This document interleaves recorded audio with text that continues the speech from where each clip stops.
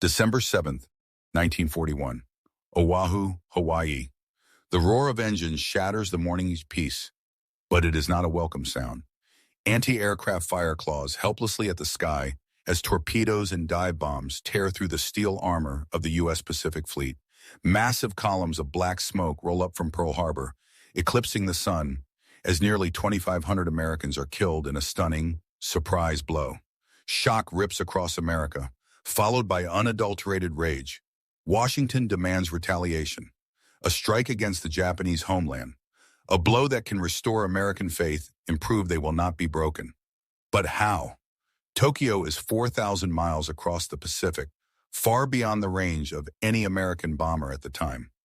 The heavy B-17 Flying Fortress bombers might have had the range, but they could not take off from carriers. The Navy's carriers could bring fighters and dive bombers, but those planes had neither the range nor the bomb capacity to do any meaningful damage to Japan's cities. Every proposed solution met an insurmountable wall of engineering or strategy.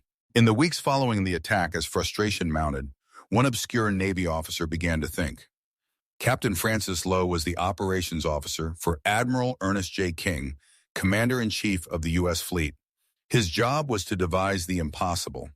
During a visit to Norfolk Naval Air Station, Lowe observed Army B-25B Mitchell medium bombers practicing training flights. The twin-engine plane was a monster compared to the Navy's small, folding-wing aircraft. It was heavier, larger, and carried a respectable bomb load. Lowe realized that even if the B-25s could take off from a carrier, they could never land back on. It would be a one-way trip. But if they could just take off, the idea was at first insane. An Army bomber from a Navy carrier? There was no precedent. The B-25 bomber had a 67-foot wingspan and weighed over 13 tons loaded with fuel and bombs. A carrier flight deck, even on the brand-new USS Hornet, was just over 800 feet long.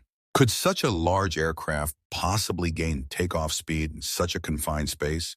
Or would it simply drop into the ocean, taking its crew and any hope of retaliation with it? Captain Lowe presented his idea to Admiral King, who, despite his skepticism, saw a faint glimmer of hope. If this could be done, it would be a stunning psychological blow to Japan and a massive boost to American morale. King approved a secret test. This test had to be conducted with blinding speed and in total secrecy. If word leaked, the Japanese might anticipate the attack. The location chosen was Norfolk Naval Air Station. There, 2 B-25 bombers were brought in, witnessed by a small group of Navy and Army officials. Navy engineers and pilots worked tirelessly, calculating weights, speeds, and angles. It was decided the B-25s would have to take off at a much lighter weight than their normal combat load, carrying only the minimum fuel necessary for liftoff. On a cold February morning in 1942, a B-25 was positioned at the end of the runway. Its engines roared, shaking the ground. The pilot, Major James H. Doolittle, a renowned stunt racer and veteran aeronautical engineer, pushed the throttles to full. The plane lurched forward, accelerating sluggishly. All eyes were fixed on the B-25 as it raced toward the runway's edge. Would it lift or plunge into the water? With a final roar and a slight lift of its wings, the B-25 heaved itself into the air, clearing the end of the runway by mere feet. It hovered over the Chesapeake Bay for a moment before climbing safely away.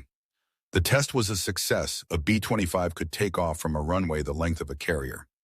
Now the challenge was to make it work on a moving ship at sea. Admiral King and General Henry H. Hap Arnold, Chief of the Army Air Forces, unanimously assigned the mission to Doolittle. Doolittle was not just a brilliant pilot. He was a master organizer and an inspiration to his men. He was given carte blanche to select his crews, modify his planes, and plan the mission. No one was to know the exact location or target, only that a highly dangerous mission was imminent. Doolittle and his team selected 16 B-25Bs from Eglinfield, Florida. The pilots and crews were all volunteers, told only that they were embarking on a special mission from which they might not return. They began a grueling training regimen, practicing takeoffs on a runway marked to simulate the carrier deck at overload weights.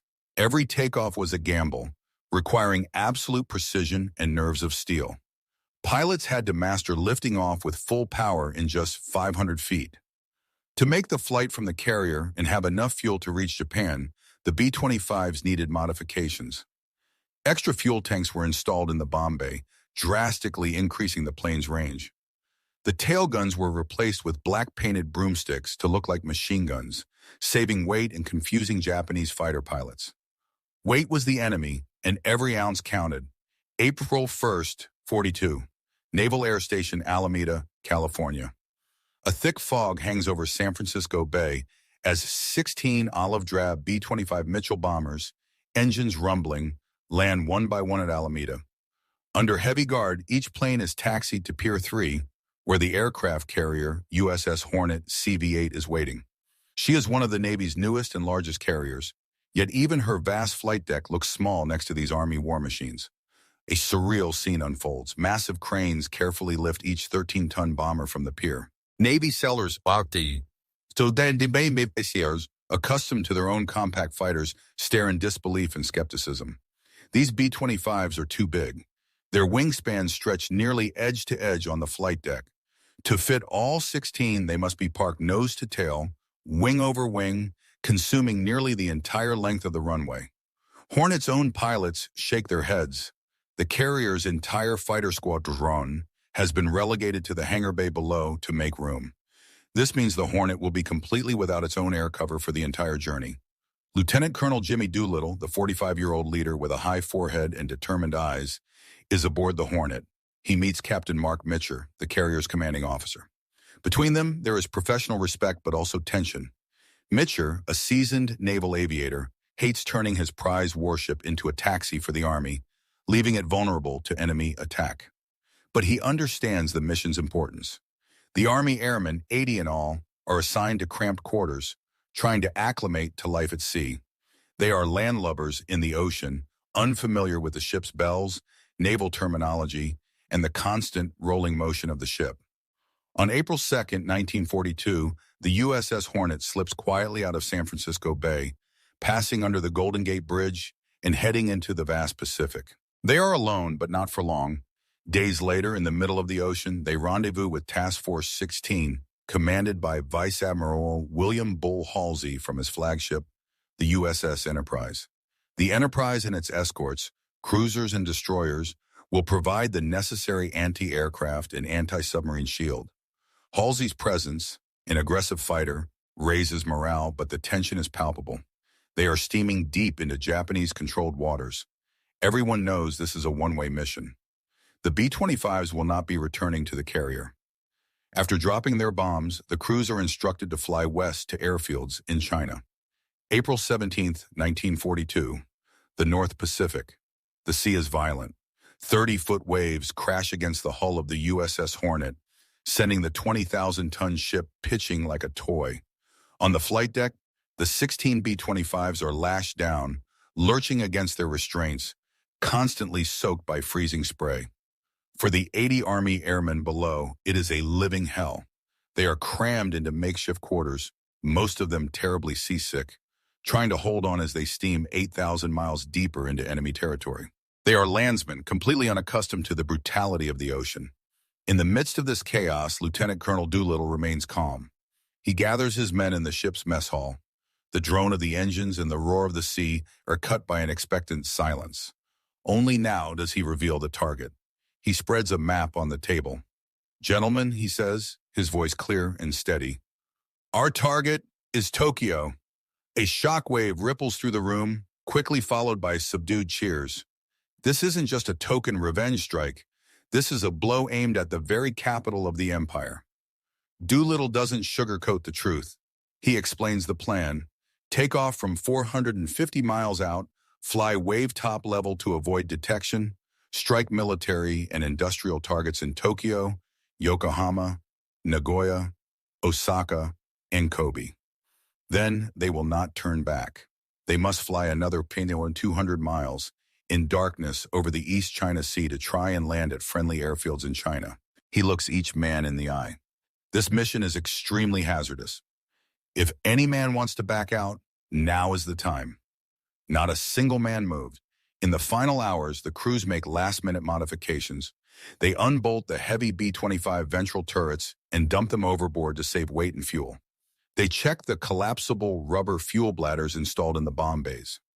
On deck, a Navy landing signal officer, LSO, Lieutenant Henry Hank Miller, drills the Army pilots on the basics of a carrier takeoff. They cannot practice. Miller can only wave his signal flags and scream at them, training them to keep their nose wheel on a hastily painted white line and trust the ship's speed and the headwind to heave their heavy warbirds into the sky. The plan is to launch at dusk on April 19th. On April 19th, but at dawn, April 18th, disaster struck. 7:38 a.m., still 650 nautical miles from the target. A lookout on the USS Enterprise shouts, "Strange vessel, starboard bow." A dark speck on the horizon. It's a Japanese patrol boat, the Nitomaru No. 23. Minutes later, the patrol boat begins transmitting frantic radio signals. 3 enemy carriers at position. The task force had been detected. Alarms blared across Task Force 16. On the flagship Enterprise, Admiral Halsey wasted no time. He ordered the cruiser USS Nashville to open fire. Salvos of 6-inch shells roared across the sea, quickly turning the Nitomaru into a wreck. But the damage was done. The radio message was out. The element of surprise was gone. Aboard the Hornet, the air grew thick. 650 nautical miles. Not 450. An extra 200 nautical miles, over 300 miles of unplanned flight.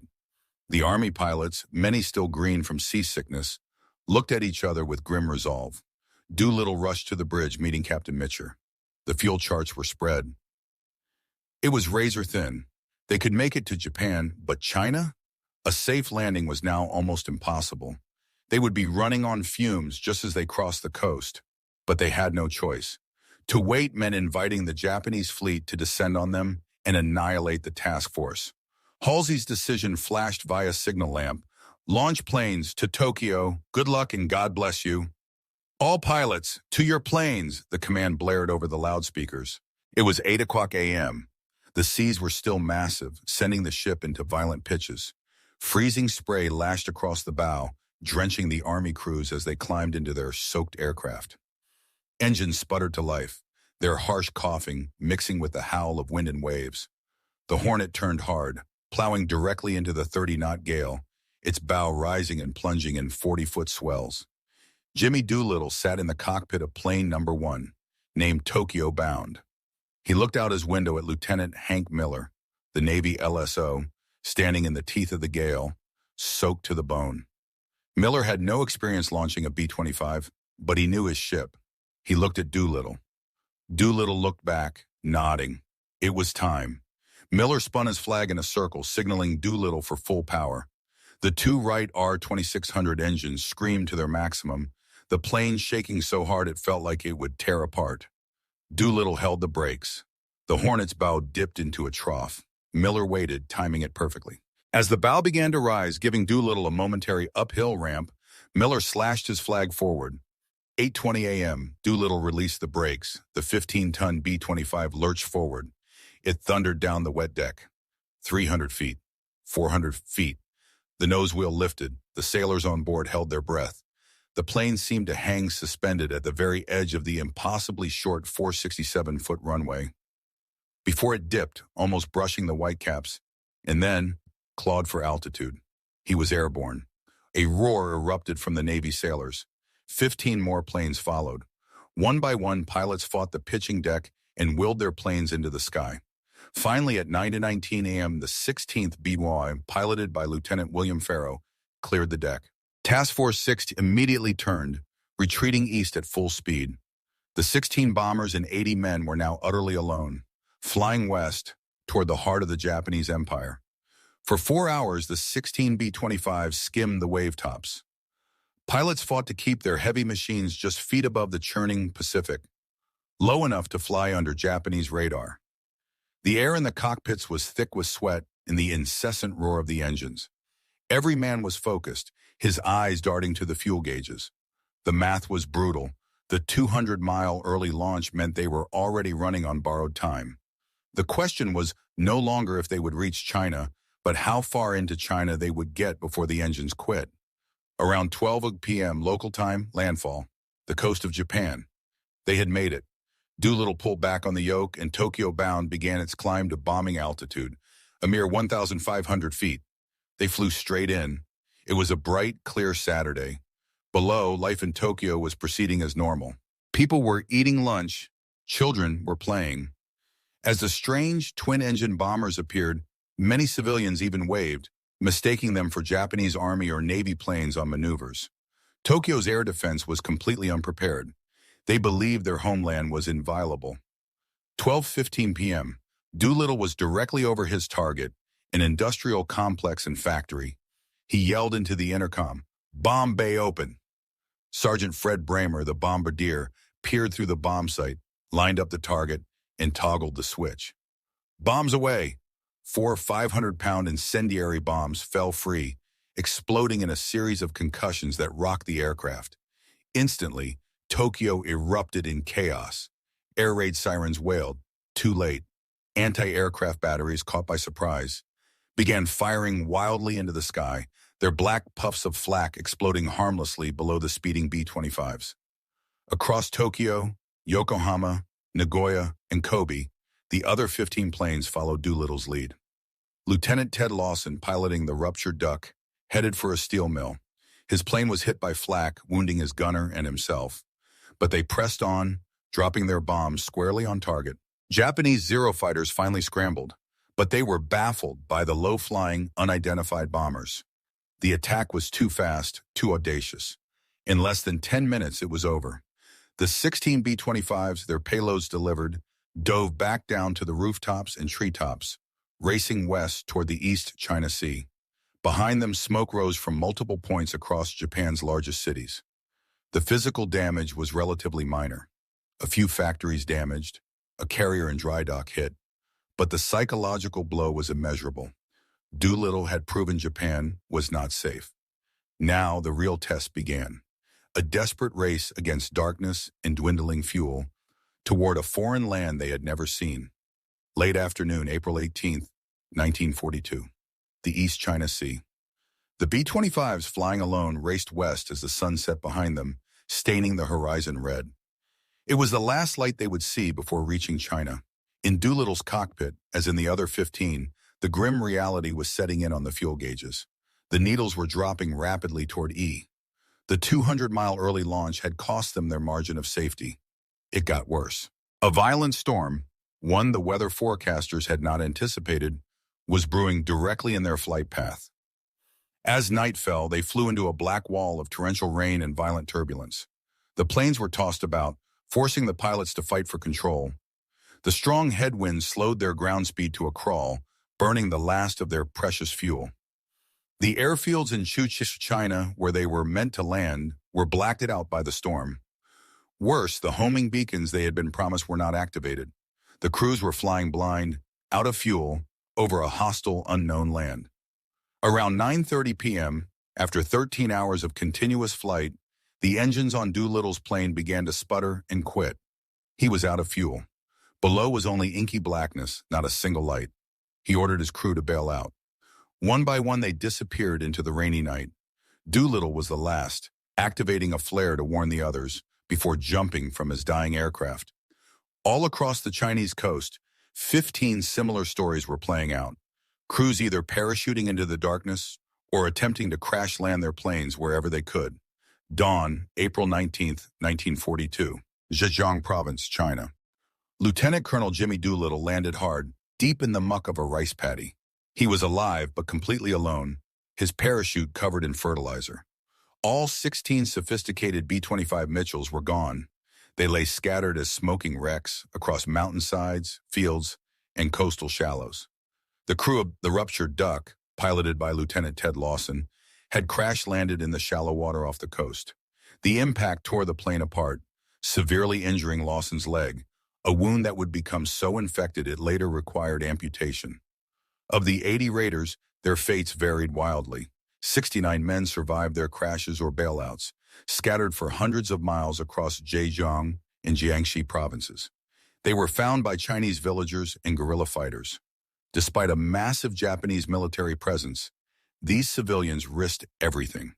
They hid, fed, and transported the wounded American airmen past Japanese checkpoints, smuggling them step by step towards safety. But 8 men were not so lucky. They were captured by the Japanese. 3 of them, Lieutenant Dean Hallmark, Lieutenant William Farrow, and Sergeant Harold Spatz, were later brutally executed for war crimes. Another, Lieutenant Robert Meader, died of malnutrition and disease in a Japanese prison. The price for the civilians' bravery was unimaginable. The Imperial Japanese Army, enraged by the raid and the local assistance, launched the brutal Zhejiang-Jiangxi campaign. In retaliation, they massacred an estimated 250,000 Chinese civilians, wiping out entire towns and villages that had dared to help the American flyers. May 1942. Washington, D.C. Jimmy Doolittle had been smuggled out of China through Burma, utterly convinced the mission was a catastrophe. He had lost all 16 of his planes. He had failed to get his men to safety. He expected a court-martial in disgrace. Instead, he returned home a national hero. America, desperate for good news after months of unrelenting defeats post-Pearl Harbor, had its story. The news that American bombers had appeared over Tokyo electrified the nation. It was a massive morale boost, a resounding psychological victory. It proved that America, though bloodied, was not beaten. President Roosevelt summoned Doolittle to the White House and awarded him the Medal of Honor, promoting him to Brigadier General. But the raid's greatest impact was not in Washington. It was in Tokyo. For the Japanese High Command, the attack was a profound psychological shock and an unforgivable humiliation. Enemy planes had flown over the Imperial Palace. Their emperor had been threatened. This shame spurred conservative naval commanders, particularly Admiral Isoroku Yamamoto, into drastic action. He believed that to prevent future raids, Japan's defensive perimeter had to be expanded, and the remaining American carriers, the very ships that launched Doolittle, had to be destroyed once and for all. He set in motion a complex plan to lure the American fleet into a deadly trap at a tiny remote atoll in the Pacific called Midway. The Doolittle Raid, an impossible mission born of desperation, had not won the war physically, but it had completely altered its psychological trajectory. It had forced the enemy to overreact, leading directly to their catastrophic defeat at the Battle of Midway just 6 weeks later, the true turning point of the entire Pacific War.